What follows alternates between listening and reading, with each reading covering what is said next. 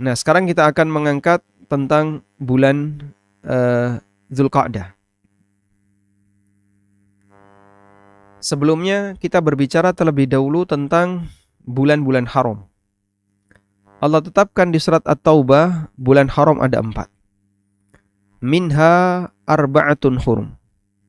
Di antara 12 bulan itu ada 4 bulan haram. Dan ada beberapa keterangan. Pertama, annallaha qad harrama fihal qital. Di bulan haram Allah tetapkan haramnya berperang. Yaitu qitalul hujum. Qitalul hujum. Apa itu qitalul hujum? Perang yang sifatnya menyerang. Amma qitalud dafa', adapun perang yang sifatnya membela diri, mutahattimun la yasqutu abada. Ini tidak gugur. Qala Allah Ta'ala, ya ayyuhalladzina amanu la tuhillu sya'airallah wala syahral haram. Wahai orang-orang yang beriman, janganlah kalian melanggar kehormatan syiar-syiar Allah dan jangan melanggar asy-syahral haram, bulan-bulan haram. Artinya, janganlah kalian jadikan bulan-bulan haram untuk berperang fihi. Dan yang disebut bulan haram adalah bulan yang dulu diagungkan oleh masyarakat jahiliyah. Dan ketika Islam datang, lam yunqad hadzal hukmu. Hukum ini tidak dihilangkan. Bal akkadahu, bahkan ditegaskan. Di antara dalil haramnya melaksanakan perang yang bentuknya menyerang adalah firman Allah di surat Taubah, fa'idzan salakhal ashhurul hurumu faqtulul musyrikina haitsu wajadtumuhum. Apabila bulan haram sudah berlalu, maka silahkan kalian perangi orang-orang musyrik dimanapun mereka kalian jumpai. Dan yang dimaksud dengan 4 bulan haram ada 4. 4 itu 3 berturut-turut, 1 nyempil agak tengah, 1 menyendiri di tengah. Berturut-turut disebut dengan bulan haji. Selain Muharram, Zulqa'dah, Dzulhijjah, Muharram, berturut-turut ya. Sudah? Dan 1 adalah bulan Rajab. Yang kalau kita perhatikan itu selisihnya ya. Selisihnya dari Dzulqa'dah, selisihnya 5 bulan. Kemudian dari Muharram selisihnya 6 bulan. Jadi tepat Rajab itu di pertengahan. Rajab, Sya'ban, kemudian Syawal, Dzulqa'dah. Berarti 3 bulan bukan 4 bulan ya, 3 bulan. Kemudian nanti setelah Muharram di bulan Rajab selisihnya 6 bulan. Sehingga dia berada di tengah. Dan 3 bulan berturut-turut ini dijadikan sebagai bulan haram dalam rangka untuk menghormati kegiatan haji. Dalam rangka untuk menghormati kegiatan haji. Kenapa? Karena ketika orang berangkat haji, dia membutuhkan perjalanan yang lama. Sebulan sebelum Dzulhijjah sudah menjadi bulan haram. Dan sebulan pasca Dzulhijjah juga menjadi bulan haram. Maka 3 berturut-turut, Dzulqa'dah, Dzulhijjah, Muharram. Baik. Sedangkan Rajab yang berada di tengah, yang itu jatuh sebelum Ramadan, 2 bulan sebelum Ramadan, itu adalah bulan ihram, bulan umroh yang dilaksanakan oleh masyarakat jahiliyah di masa silam. Sehingga karena umrah itu kegiatannya hanya di Masjidil Haram, tidak butuh waktu yang lama, maka mereka tetapkan 1 bulan, yaitu di bulan Rajab, tidak boleh ada kegiatan perang. Sehingga masyarakat aman ketika itu, mereka bisa melakukan kegiatan apapun. Dan diriwayatkan dari Jabir, beliau mengatakan, lam yakun Rasulullah sallallahu alaihi wasallam yaghzu fi syahril haram illa ayyughza aw yughzuwa fa idza hadara dzalika aqama bina hatta insalikha. Nabi SAW tidak pernah perang di bulan haram kecuali ketika beliau diserang. Dan Islam bukan yang pertama kali yang mengharamkan bulan haram itu. Orang-orang jahiliyah mereka sudah mengharamkan bulan haram. Al-Baihaqi mengatakan wa kana ahlul jahiliyah yu'azzimuna hadzal syahr hadhil ashhur fakanu la yuqatiluna fihin. Orang jahiliyah mereka mengagungkan bulan-bulan ini dan mereka tidak berperang ketika di bulan haram. Kemudian di sini ada catatan yang kedua. Annal ma'asi fi ashhuril hurum.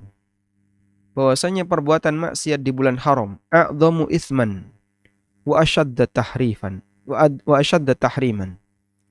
Maksiat yang dilakukan di bulan haram lebih besar dosanya dan lebih kuat haramnya. Karena itu di surat At-Taubah ayat 36 yang tadi kita kutip ya. Allah mengatakan fala tadhlimu fihinna anfusakum. Setelah Allah menyebutkan minha arba'atul hurum. Dalam 12 bulan itu ada 4 bulan haram. Lalu Allah kasih larangan fala tadhlimu fihinna anfusahum. Fala tadhlimu fihinna anfusakum. Maka janganlah kalian mendolimi diri kalian. Qatadah Ibnu Di'amah menafsirkan ayat ini dengan mengatakan al-amalu salih a'dhamu ajran fil ashhuril hurum. Amal saleh mendapatkan pahala yang lebih besar ketika dilakukan di bulan-bulan haram. Wadzulmu fihinna a'dhamu minhu fima siwahunna. Dan kezaliman di bulan haram lebih besar dosanya dibandingkan yang dilakukan di selain bulan haram. Wa in kana dzulmu ala kulli halin 'azima. Meskipun semua bentuk kezaliman dalam arti maksiat, apapun itu adalah tindakan yang besar, berbahaya. Baik, karena ibadah yang dilakukan di waktu yang mulia, nilainya lebih besar. Maka demikian pula maksiat yang dilakukan di waktu yang mulia, dosanya lebih besar. Sebagaimana ibadah yang dilakukan di tempat yang mulia akan mendapatkan pelipatan pahala yang lebih besar, seperti di tanah haram atau di Baitul Maqdis. Demikian pula maksiat yang dilakukan di tempat yang mulia, dosanya lebih besar. Dulu ada sebagian sahabat yang mereka tidak mau tinggal di Mekah, tapi lebih memilih tinggal di luar tanah haram. Tidak berani tinggal karena Mekah itu kan ada batas tanah haram ya. Para sahabat tuh nggak berani tinggal di dalam tanah haram. Sebagian sahabat, bukan semua. Ada sebagian sahabat yang nggak berani tinggal di dalam tanah haram.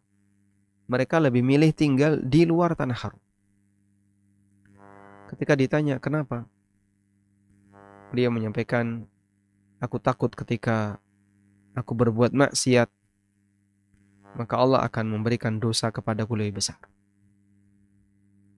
Dan setiap manusia berpeluang untuk itu. Namanya orang kan pasti berdosa. Ini sahabat yang kita tahu mereka punya kemuliaan yang luar biasa, ketakwaan yang luar biasa. Muridnya Rasulullah SAW. Tapi dia punya ketakutan kalau tinggal di tanah haram, yang namanya manusia pasti dia akan berbuat dosa. Sehingga nanti dia takut ketika berbuat dosa akan mendapatkan pelipatan dosa yang lebih besar. Baik. Kadang setelah saya membaca athar ini, saya melihatnya. Masya Allah, banyak di antara jamaah umrah atau jamaah haji yang punya pikiran enaknya tinggal di Mekah. Kayaknya kok nyaman tinggal di sini. Ya nyaman karena di hotel ya. Sehingga dia pengen pindah ke sana, tinggal di sana. Dulu ada sahabat yang takut tinggal di sana. Karena khawatir apa? Berbuat dosa. Tapi mungkin orang di zaman sekarang terlalu pede. Dengan kondisi dia akan menjadi orang yang sangat soleh, orang yang ini. Gak jaminan. Banyak orang yang ketika tinggal di sana, ya meskipun lebih baik daripada ketika di Indonesia. tapi dia masih rajin berbuat maksiat. Kadang sepulang dari Masjidil Haram terus mojok, bapak-bapak mojok. Kenapa itu jamaah kok tiba-tiba ngilang mojok? Ngerokok. Masya Allah. Kumpul sama teman-temannya ngerokok di salah satu sudut toko. Kan tidak bisa bebas ya. Sehingga mereka memilih tempat tertentu. Nah,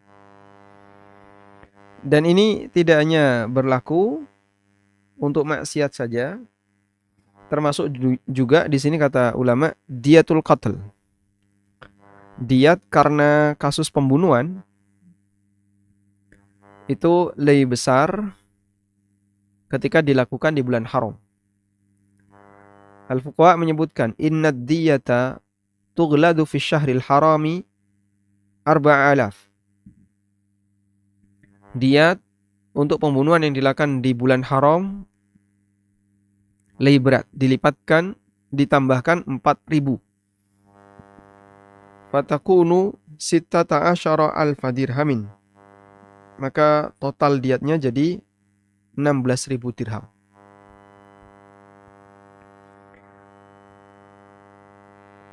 Wallahu a'lam. Kemudian di sini ada keterangan tentang bahwa bulan Dzulhijjah adalah bulan haji yang disepakati oleh para ulama. Dan bulan haji itu ada 3. Syawal, Dzulqa'dah, Dzulhijjah. Muharram tidak masuk. Tapi dia masuk bulan haram untuk menghormati orang yang pulang setelah haji. Walhamdulillahirabbil alamin. Selanjutnya saya tambahkan keterangan yang disampaikan oleh Al-Hafidz Ibnu Rajab dalam kitab beliau Lataiful Ma'arif. Ada amal apa yang dianjurkan di bulan Dzulqa'dah? Beliau menyampaikan riwayat bahwa ketika bulan Dzulqa'dah, maka dulu para sahabat ada yang berpuasa. Rajin berpuasa kenapa? Karena di bulan Dzulqa'dah adalah bulan haram. Dan Rasulullah SAW pernah menganjurkan sebagian sahabat, sum ashhurul hurum. Sum ashhurul hurum. Berpuasalah di bulan-bulan haram. Kemudian kenapa bulan ini disebut sebagai bulan Dzulqa'dah? Wa summiya Dzulqa'dah, disebut sebagai bulan Dzulqa'dah liqu'udihim fihi 'anil qital. Karena orang Arab ketika itu duduk sehingga mereka tidak berperang, tidak menyerang, berperang. Maka mereka duduk. Dan saat bulan Dzulqa'dah itu adalah bulan pertama ya, karena Rajab setelah berlalu, Sya'ban, Ramadan, Syawal ya. Ini bukan bulan haram. Begitu Dzulqa'dah mereka enggak boleh berperang. Maka ada yang mengatakan seperti ini.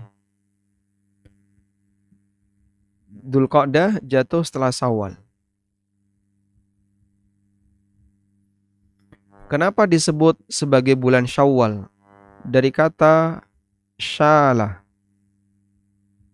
yang artinya mengangkat.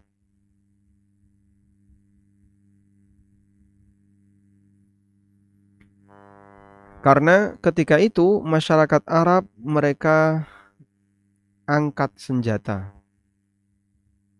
Mungkin di sini menaikkan senjata.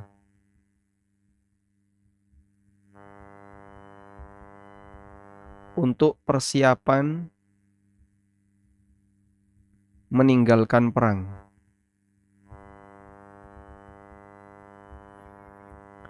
Jadi mereka naikkan senjata ke loteng. Kalau orang zaman dulu ya, barang yang nggak dipakai itu kan ditaruh di mana? Ditaruh di atas. Ya. Wajan-wajan, panci-panci, atau tenggok-tenggok yang nggak kepake, orang dulu ditaruh di atas.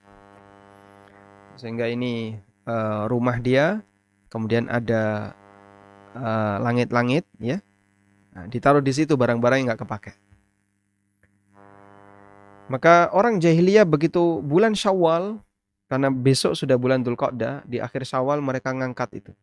Senjatanya dinaik-naikkan, disimpan, karena akan datang bulan haram berturut-turut dari mulai Dzulqa'dah sampai Muharram selama 3 bulan.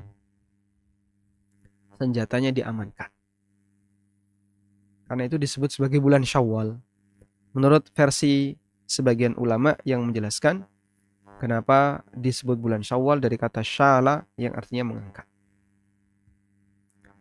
Sementara Dzulqa'dah, Dzu artinya yang memiliki. Al-Qa'dah artinya tempat duduk. Pemilik. Ini artinya tempat duduk.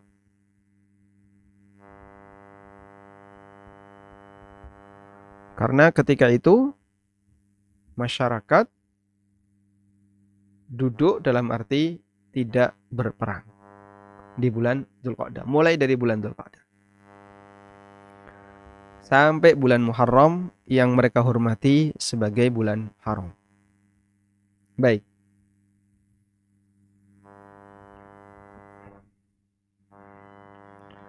Dan tahrim Dzulqa'dah terjadi di zaman jahiliyah. Dijadikan sebagai bulan haram li ajlis siyar ilal hajj. Karena orang mau melakukan perjalanan haji. Sedangkan Muharram dijadikan sebagai bulan haram li ruju'in nasi fihi minal hajj. Karena manusia pulang dari kegiatan haji ila biladihim, ke daerah mereka masing-masing. Sedangkan bulan Dzulhijjah dijadikan sebagai bulan haram li wuqu'i hajjihim fi. Karena haji itu terjadi di bulan itu. Sementara untuk bulan Rajab kana lil i'timar fihi minal biladil qaribah. Untuk bulan Rajab adalah bulan untuk umrah, kedatangan dari daerah yang dekat dengan kota Mekah. Nah, kemudian apa keistimewaan bulan Dzulqa'dah? Wa min khasaisi Dzulqa'dah, di antara keistimewaan Dzulqa'dah, anna umaran Nabi sallallahu alaihi wasallam, bahwasanya umrahnya Rasulullah sallallahu alaihi wasallam kullaha kanat fi Dzulqa'dah. Semuanya dilakukan di bulan Dzulqa'dah, selain umrah yang menyertai haji beliau. Karena umrahnya Rasulullah sallallahu alaihi wasallam berapa kali? Umrahnya Nabi sallallahu alaihi wasallam berapa kali? Silahkan, barangkali ada yang mau memberi jawaban. Rasulullah SAW umrah berapa kali? 4 atau 3? 3 atau 2? 3. 3. Baik. Umrahnya Rasulullah SAW 4 kali. Yang pertama umrah Hudaybiyah. Ini umrah yang pertama. Tapi beliau ditahan ya. Nggak boleh masuk kota Mekah tahun ini. Akhirnya terjadilah perjanjian Hudaybiyah. Yang kedua umrah qadha. 1 tahun setelah itu. Yang ketiga umrah setelah beliau membagi ghanimah di Ji'rana seusai Fathu Mekah. Dan yang keempat umrah haji. Baik. Karena haji kan selalu diiringi dengan umrah, kecuali ifrad. Hajinya Nabi SAW haji qiran. Sehingga haji dan umrah beliau berbarengan. Dan 3 yang pertama ini semuanya terjadi di bulan Dzulqa'dah. Hadisnya riwayat Bukhari dari keterangan Ibnu Umar radhiyallahu anhu. Sehingga Rasulullah SAW melakukan ihram untuk umrah semuanya di bulan Dzulqa'dah. Nah, di sini disebutkan wa kanat umaruhu sallallahu alaihi wasallam arba'an. Umrahnya Nabi sallallahu alaihi wasallam itu 4 kali. Umrah Hudaybiyah walam yutimmaha. Beliau tidak selesaikan. Jadi beliau tahallul di Hudaybiyah karena ditahan oleh orang musyrikin. Beliau tahallul di sana, kemudian pulang. Umrah qadha min qabilin tahun depan. dan umroh Ji'rana. Nah, ini jadi Ji'rana kan sekarang jadi mikot ya. Ji'rana termasuk mikot yang sering dikunjungi oleh jamaah umroh. City Tour ya. Setelah dari Armina, Arafah, Musdalifah, Mina, kemudian ke Ji'rana. Biasanya jamaah kami saya ajak ke Ji'rana. Nah, di sana ada Masjid Ji'rana. Kemudian bagi yang mau umroh kadang mereka ngambil mikot di Ji'rana. Dan itu kejadiannya ketika tahun Fathu Makkah. Lamma qassama ghanaim Hunain. Dan di situ Nabi SAW membagi ghanimah Hunain. Waqilah, dan ada yang mengatakan itu terjadi di akhir Syawal. Namun yang masyhur itu terjadi di Dzulqa'dah sebagaimana keterangan dari Ibnu Umar. Dan ini merupakan pendapat jumhur. Dan umrah satu lagi adalah umrah ketika haji wada. Sebagaimana disebutkan dalam dalil yang sahih. Wa qad ruwiya an ta'ifah minas salaf. Dan sebagian ulama salaf diriwayatkan dari mereka, di antaranya Ibnu Umar, Aisyah, dan Atha. Mereka lebih memilih umrah di Dzulqa'dah dan Syawal daripada umrah Ramadan. Karena Nabi SAW umrah di bulan Dzulqa'dah dan di bulan-bulan haji. Haitsu yajibu alaihil hadyu idza hajja min amihi. Di mana ada kewajiban untuk hadyu jika di tahun itu lanjut haji. Karena hadyu menyembelih hewan disebabkan karena tamattu, itu adalah tambahan nusuk, tambahan ibadah. Wa yajtami'u nusukul umrati ma'a nusukil hadi. Maka bergabunglah ibadah umrah dengan ibadah hadyu. Dan Dzulqa'dah memiliki keutamaan yang lain. Wa hiya annahu qad qil. Ada yang mengatakan as-salasun yauman, 30 hari.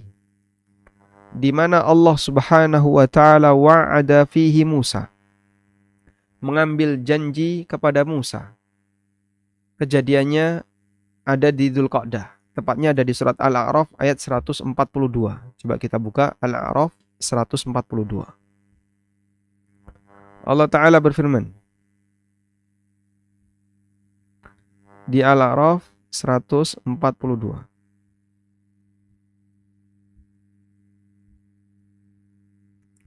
Wa wa'adna Musa 30 lailatan. Dan kami mengambil janji dari Musa selama 30 malam, berarti 1 bulan. Wa atmamnaha bi ashrin. Lalu kami sempurnakan dengan tambahan 10 hari lagi. Fatamma miqatu rabbih 40 laila. Sehingga beliau Musa menyempurnakan waktu perjanjian dengan Rabb-nya selama 40 hari, 40 malam. Wa qala Musa li akhihi Harun akhlufni fi qaumi. Lalu Musa berpesan kepada saudaranya Harun, ukhlufni fi qaumi, gantikan aku untuk nunggui kaum ini, Bani Israel. Wa aslih wa la tattabi' sabilal mufsidin. Perbaiki mereka. Jangan ikuti jalannya orang-orang yang rusak. Lalu Musa berangkat ke sebuah tempat yang telah Allah tunjuk. Beliau akan menerima wahyu di situ selama 40 hari. 30 hari lalu Allah tambah 10. Nah, begitu Musa pergi, kejadiannya muncullah Samiri yang membuat berhala berhala berupa pedet ya, dari perhiasan yang dimiliki oleh Bani Israel. Walamma jaa Musa limiqatina wa kallamahu rabbuh. Lalu Allah Subhanahu wa taala ceritakan apa yang dilakukan oleh Musa ketika beliau memenuhi panggilan Allah, dan di situ beliau selama 40 hari bermunajat dengan Allah Subhanahu wa taala. Tapi ini syariat sebelum kita ya. Nabi Muhammad SAW apakah melakukan seperti ini? Tidak. Ini syariat umat sebelum kita. Maka tidak boleh ini jadikan dalil kita dianjurkan untuk bertapa selama 40 hari, milih gunung di mana yang sepi. Tidak ada anjuran seperti itu. Lah Musa, itu Nabi Musa atas perintah Allah. Dan itu syariat umat sebelum kita, nggak berlaku untuk kita. Nah, diceritakan bahwa 30 hari itu adalah Dzulqa'dah. Sedangkan wa atmamnaha bi asyrin, dan aku tambahkan dengan 10 hari sehingga total jadi 40. 10 hari yang terakhir itu adalah 10 pertama Dzulhijjah. Dari Laits, dari Mujahid, bahwa wa wa'adna Musa 30 lailah, kami mengambil janji kepada Musa selama 30 hari, itu adalah Dzulqa'dah, dan kami sempurnakan dengan 10 hari, itu Dzulhijjah, 10 pertama Dzulhijjah. Wallahu alam, apakah riwayat itu benar ataukah Israiliyat? Namun itu keterangan dari Mujahid bin Jabr yang merupakan muridnya Ibnu Abbas radhiyallahu anhu. Lalu di bagian akhir Al-Hafidh Ibnu Rajab ngasih sebuah renungan. Beliau mengatakan, ya man la yuqli'u an irtikabil haram, la fi syahri halalin wala fi syahri haram. Wahai orang yang tidak bisa melepaskan dosa, perbuatan haram, baik di bulan halal maupun di bulan haram. Ya man huwa fit ta'ati ila wara, wahai orang yang dalam ketaatan masih berada di belakang. Wa fil ma'asi ila qaddam, sementara dalam maksiat dia berada di depan. Ya man huwa fi kulli yaumin min umurihi syarrun, wahai orang yang semua harinya selalu dipenuhi umurnya dengan keburukan. Mimma kana qablahu minal ayyam, hari-hari yang telah dia lewati sebelumnya. Mata tastafiku min hadzal manam, sampai kapan kalian akan terlelap dalam posisi tidur semacam ini. Mata tatubu min hadzal ajram, kapan kalian akan bertobat dari perbuatan-perbuatan dosa itu. Ya man andarahu syaibu bil mauti wa huwa muqimun 'alal atham, wahai orang yang sudah mendapatkan peringatan dengan adanya uban yang menunjukkan akan dekatnya al-maut, kematian, sementara dia masih istiqomah dengan perbuatan dosa. Ama kafaka wa'idus syaibi ma'a wa'idil Qur'ani wal Islam, tidakkah cukup bagimu dengan adanya peringatan berupa uban ditambah lagi dengan peringatan Al-Quran dan Islam? Kalau memang tidak bisa menghentikan maksiat, al-mautu khairun laka minal hayati ala hadhil hali wassalam, bisa jadi kematian lebih baik bagimu dibandingkan kehidupan jika kondisimu semacam ini. Wassalam. Wallahu ta'ala alam. Wa sallallahu ala nabiyyina Muhammadin wa ala alihi wa sahbihi wasallam.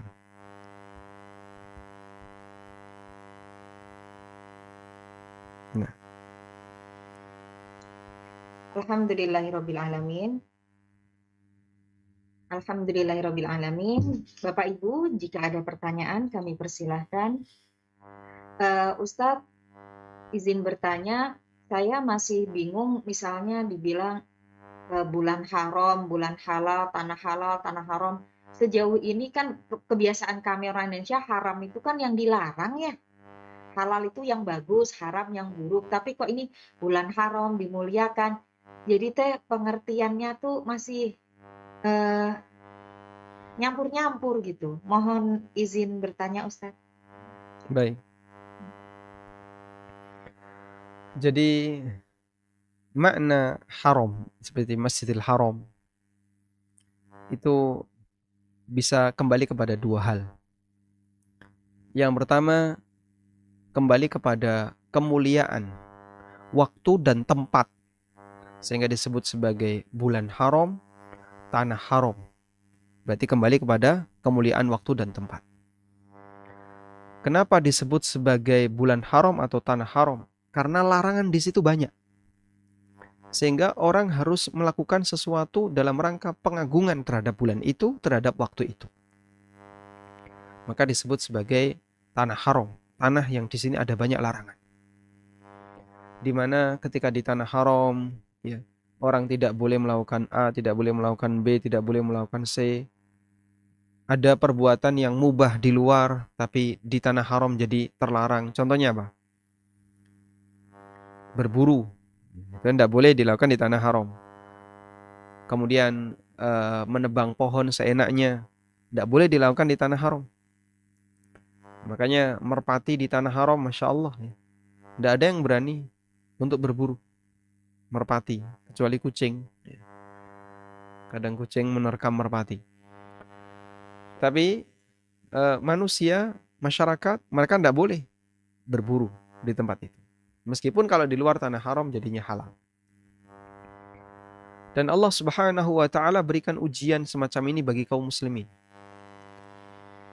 Sejauh mana mereka takut kepada Allah dengan aturan yang Allah berikan. Bahkan dulu para sahabat, mereka berangkat dari Madinah menuju Mekah dalam jarak 11 marhalah, 450 kilo. Satu marhalah itu 50 kilo untuk ukuran sekarang. Mereka ketika melakukan perjalanan dari Bir Ali, ya, Dzul Hulaifah, sampai ke Mekah dalam jarak 450 kilo, di masa silam kendaraan mereka dengan keledai, dengan kuda, mereka beristirahat di sepanjang jalan. Butuh waktu kurang lebih 1 pekan. Kadang Allah hadirkan binatang buruan yang jumlahnya banyak. Sampai Allah ceritakan dalam Al-Quran, tanaluhu aidikum warimahukum. Allah katakan, tanaluhu aidikum warimahukum. Ada di surat Al-Ma'idah ayat 94. Ya ayyuhalladzina amanu la yabluwannakumullahu bisyai'in minas sayd. Wahai orang-orang yang beriman, sungguh Allah akan berikan ujian kepada kalian berupa binatang buruan. Tanaluhu aidikum warimahukum. Yang bisa kalian dapatkan dengan tangan kalian. Jadi dicekal ngaruh tangan aja bisa. Mungkin bentuknya kelinci, mungkin bentuknya kijang, mungkin bentuknya binatang-binatang yang bisa dimakan. Bisa kalian tangkap dengan tangan kalian dan bisa kalian tangkap dengan tombak kalian. Liya'lamallahu man yakhafuhu bil ghaib. Untuk Allah ketahui dengan bukti siapa yang takut kepada Allah bil ghaibi, dalam kondisi dia tidak melihat Allah. Dan dulu Bani Israel gak sanggup dengan ujian semacam ini. Allah Subhanahu wa taala melarang Bani Israel setiap hari Sabtu tidak boleh menangkap ikan. Maka Allah Subhanahu wa taala kasih ujian. Ketika hari Sabtu, ikan itu muncul di permukaan. Wa yauma la yasbituna la ta'tihim. Ketika di luar hari Sabtu, ikan itu tidak ada. Setiap kali hari Sabtu muncul di permukaan. Nah, akhirnya mereka melakukan apa? Hilah. Masang keramba di hari Jumat sore, lalu ngambilnya di hari Ahad pagi. Kemudian Allah Subhanahu wa taala melaknat mereka karena mereka melakukan pelanggaran, sebab aturannya adalah setiap hari Sabtu tidak boleh nangkap ikan. Nah, mereka masang keramba di hari Jumat, ngambilnya di hari Ahad. Allah laknat mereka dan Allah jadikan mereka babi dan kera. Sementara para sahabat berhasil. Itu contoh ujian larangan. Sehingga disebut sebagai tanah haram karena ini tanah di mana di situ ada banyak larangan. Demikian pula waktu. Disebut sebagai bulan-bulan haram karena di situ adalah bulan yang mulia yang ada banyak larangan. Sehingga tidak boleh berperang. Allah juga melarang fala tadlimu fihinna anfusakum. Jangan bermaksiat ketika itu. Allah larang untuk bermaksiat sehingga dosa maksiat yang dilakukan ketika itu lebih besar. Maka disebut sebagai bulan haram, tanah haram karena di bulan itu ada banyak larangan. Sebagai bentuk memuliakan bulan itu. Baik. Sehingga haram bermakna ihtiram. Ihtiram artinya kemuliaan. Haram karena di situ ada kemuliaan. Yang kedua, haram yang kembali kepada aturan syariat. Allah Ta'ala menurunkan syariat. Dalam syariat itu ada beberapa hal yang dilarang. Riba nggak boleh, ini nggak boleh. Baik. Dilihat dari aturannya, tujuannya adalah dalam rangka memuliakan Allah Ta'ala Ar-Rahman. Maka siapa yang menghindari semua yang haram ini, berarti dia memuliakan Allah. Sudah? Perbuatannya tercela. Sehingga haram ketika nyebut. Riba haram. Nah, riba itu tercela. Tapi kenapa disebut sebagai perbuatan haram? Karena perbuatan ini harus dihindari dalam rangka memuliakan Allah Subhanahu wa Ta'ala. Maka kata haram, saya ulang, kembali kepada dua hal. Pertama, kembali kepada waktu tertentu atau tempat tertentu. Yang kedua, kembali kepada aturan syariat, di mana Allah menurunkan syariat yang di situ ada beberapa larangannya. Tujuannya adalah dalam rangka memuliakan aturan Allah Subhanahu wa Ta'ala. Wallahu a'lam. Alhamdulillahirabbil alamin. Kemuliaan. Selanjutnya kepada Ibu Firly dari London. Ibu, kami persilahkan bertanya secara langsung. Alhamdulillah. Jazakallahu khairan, Admin. Assalamualaikum warahmatullahi wabarakatuh, Ustaz. Waalaikumsalam warahmatullahi wabarakatuh. Alhamdulillah, jazakallahu khairan atas ilmunya, sangat bermanfaat. Semoga menjadi amal jariah bagi Ustaz juga seluruh keluarga. Amin, amin ya rabbal alamin. Ustaz, aku izin bertanya, tadi Ustaz menjelaskan bahwa Rasulullah mengerjakan umroh kebanyakan di bulan Zulqaidah, dan para sahabat juga istri beliau Sallallahu Alaihi Wasallam pun mengerjakannya di bulan Zulqaidah. Artinya memiliki mereka memilih untuk mengerjakan umroh di bulan tersebut daripada di bulan Ramadan. Sementara di bulan Ramadan pun pahalanya sangat banyak. Maka mohon nasihatnya bagi kami yang tentu mungkin rezekinya tidak setiap waktu bisa mengerjakan di 2 bulan tersebut. Maka yang lebih baik bagi kami bagaimana ya? Insya Allah sih kepinginnya mengerjakannya di bulan-bulan tersebut sekiranya banyak Allah lapangkan rezeki kami. Mohon nasihatnya, jazakallahu khairan. Wassalamualaikum warahmatullahi wabarakatuh. Waalaikumsalam warahmatullahi wabarakatuh. Ada hadis yang menyebutkan tentang keutamaan umroh di bulan Ramadan, di mana Rasulullah Sallallahu Alaihi Wasallam pernah mengatakan, umratan fihi ta'dilu hajjatan. Umrah di bulan Ramadan itu senilai dengan haji.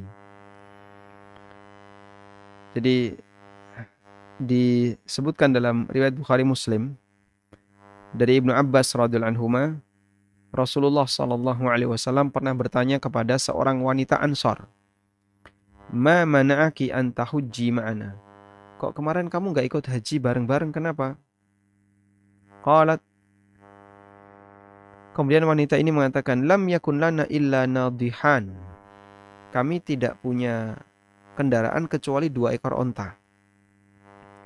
Fahajja abu waladiha wa ibnuha ala nadihin wa taraka lana nadihan nandihu alaihi al-arda. 1 onta dipakai oleh bapaknya plus anak saya untuk haji. 1 onta lagi dipakai untuk mengairi tanah kami, mengairi kebun kami.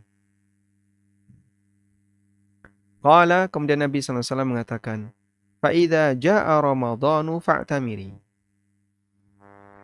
Kalau sudah datang bulan Ramadan, nanti lakukanlah umrah. Fa'inna umratan fihi ta'dilu hajjatan. Karena umrah di bulan Ramadan itu senilai dengan haji. Hadis riwayat Bukhari Muslim. Baik. Kemudian ulama berbeda pendapat tentang cakupan makna dari hadis ini. Siapakah yang berhak mendapatkan keutamaan yang disebutkan dalam hadis ini? Hadisnya riwayat Bukhari Muslim.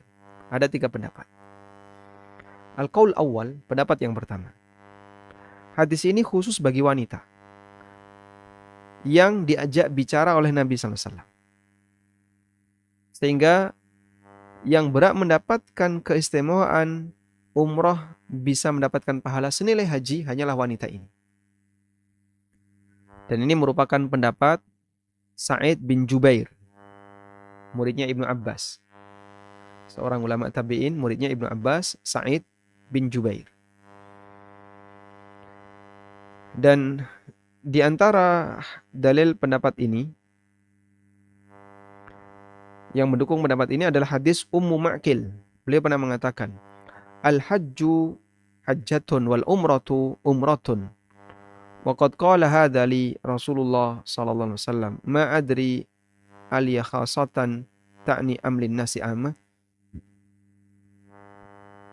Ummu Ma'qil mengatakan, haji ya haji, umrah ya umrah.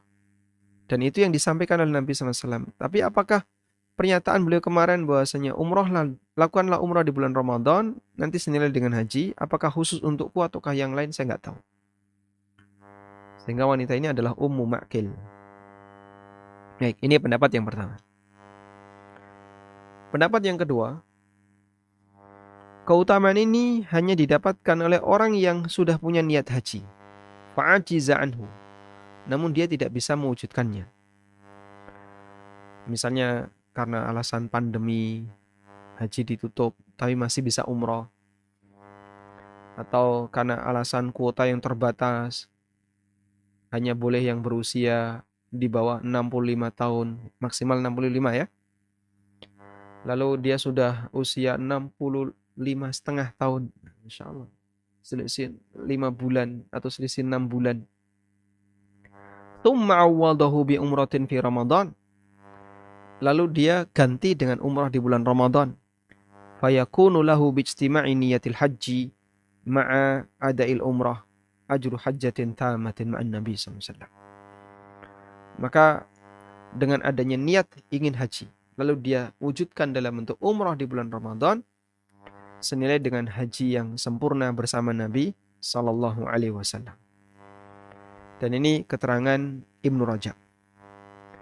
Beliau di Lataiful Ma'arif mengatakan, wa'lam anna man ajiza an amali khairin wa ta'assafa alaihi.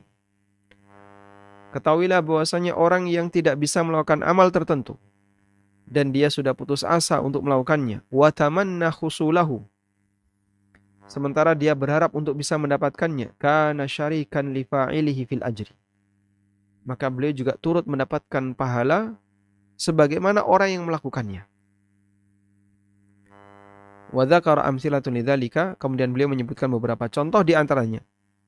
Wa fata ba'dhan nisa'i al-hajju ma'an Nabi sallallahu alaihi wasallam. Sebagian wanita sahabiat tidak bisa ikut haji bersama Nabi SAW. Padahal beliau sangat ingin sekali bisa berangkat. Falamma qadima sa'alathu amma yujzi'u min tilkal hajj.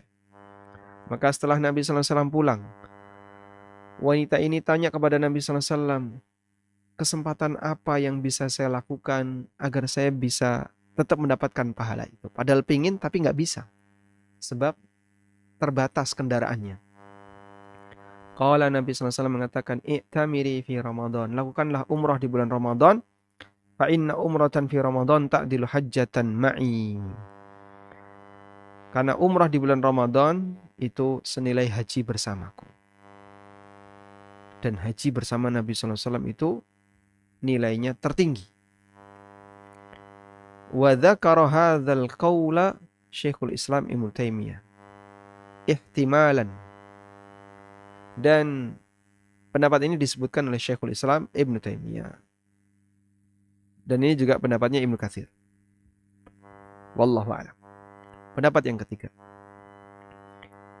Ini merupakan pendapat para ulama dari 4 mazhab dan yang lainnya, bahwasanya keutamaan dalam hadis di atas, umrah bulan Ramadan senilai dengan haji bersama Nabi SAW, itu berlaku untuk semua orang yang umrah di bulan Ramadan, baik laki maupun wanita, baik dia punya dia terlambat haji atau tidak terlambat haji, dan seterusnya.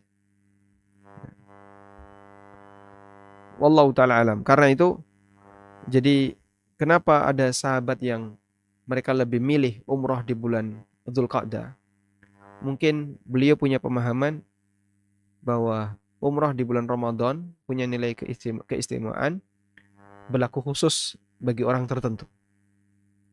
Sementara umroh yang dilakukan oleh Nabi SAW umumnya dilaksanakan di bulan Dzulqa'dah, sehingga beliau lebih memilih waktu sunnah sesuai dengan pelaksanaan umroh Nabi SAW. Wallahu a'lam. Alhamdulillahirabbil alamin. Ada lagi Bapak dan Ibu yang bertanya? Alhamdulillah.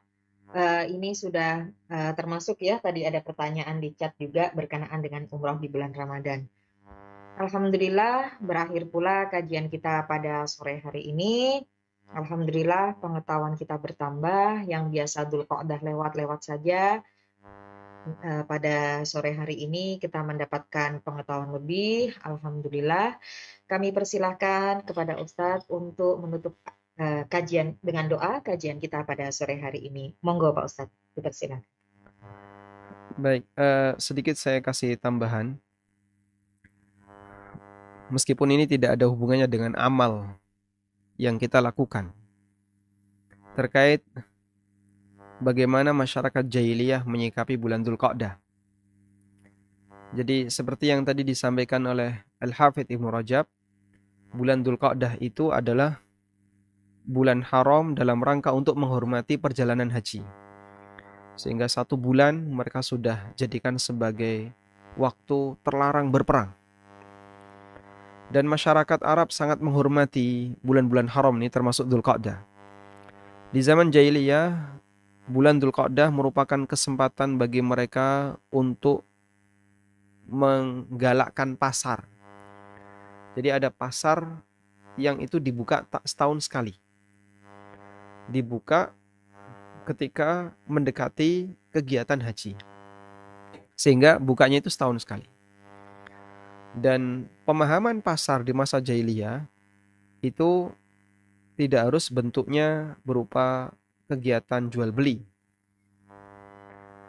Termasuk diantaranya adalah kegiatan orang berkumpul dalam rangka untuk ya memamerkan sukunya, membuat syair. Nah, ada banyak kegiatan perlombaan, terutama lomba syair.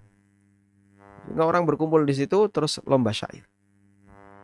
Mereka mengadakan pasar-pasar untuk menggelar pertunjukan pamer syair, pamer kehormatan suku, pamer senjata, pamer kepiawaian dalam menggunakan senjata misalnya. Kemudian selesai itu mereka haji. Sehingga di bulan ini merupakan bulan aman bagi semuanya.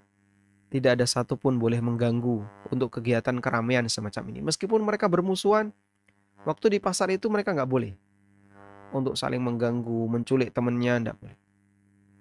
Dan itu sudah ada zaman jahiliyah.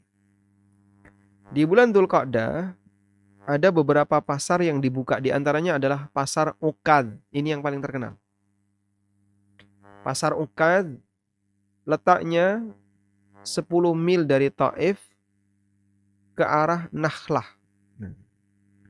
Saya tidak ngerti ya arah-arah Nakhlah itu kemana. Kalau Taif ya kita paham nggak jauh dari Mekah. 10 mil dari Taif ke arah Nakhlah.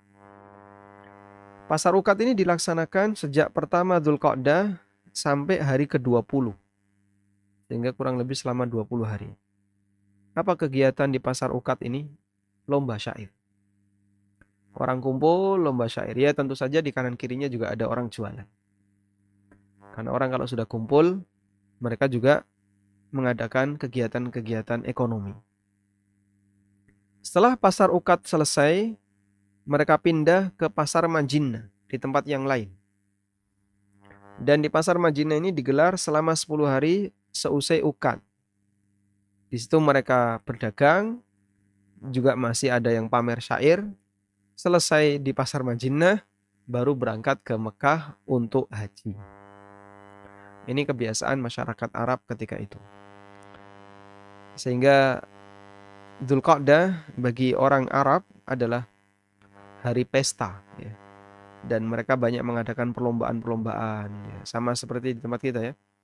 Sebelum 17 Agustus itu dari mulai tanggal 1 Agustus orang sudah merangkai aneka acara. Begitu 17 Agustus, yaudah tinggal upacara. Sebelumnya ada lomba ini, itu sebelum kemerdekaan. Nah, masyarakat Arab ketika itu mereka menyelenggarakannya di Dzulqa'dah, pra haji. Rame mereka, banyak pesta. Dan begitu selesai haji, Muharram pulang. Maka para sahabat menjadikan Muharram sebagai bulan pertama dalam kalender Hijriah karena Muharram merupakan bulan tepat seusai kaum muslimin melaksanakan kegiatan haji. Lalu masuklah tahun baru. Dan ini merupakan usulan Utsman bin Affan radhiyallahu anhu. Wallahu ta'ala alam. Semoga Allah jadikan ilmu yang kita pelajari ilmu yang bermanfaat. Amin. Allahumma anfa'na bima 'allamtana wa 'allimna ma yanfa'una warzuqna ilma. Allahumma inna nas'alukal huda wat-tuqa wal 'afafa wal ghina. Wa sallallahu ala nabiyyina Muhammadin wa ala alihi wa sahbihi wa sallam wa akhiru da'wana anil hamdulillahi rabbil alamin. Wassalamu alaikum warahmatullahi wabarakatuh.